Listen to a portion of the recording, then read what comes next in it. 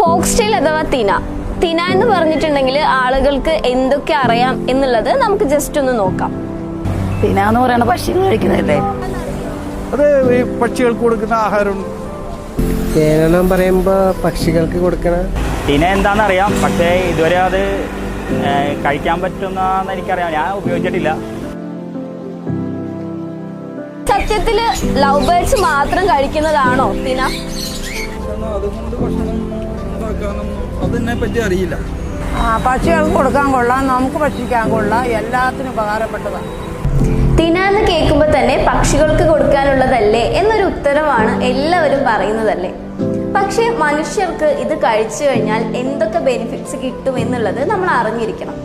Vitamin B12 ഉള്ളതിനാൽ തന്നെ നമ്മളുടെ സ്കിന്നിനും ഹെയറിനും മസിൽ ഡെവലപ്മെന്റ്സിനും ഒക്കെ ബെസ്റ്റ് ആയിട്ടുള്ളതാണ് ഫോക്സ്ടെയിൽ അഥവാ തിന.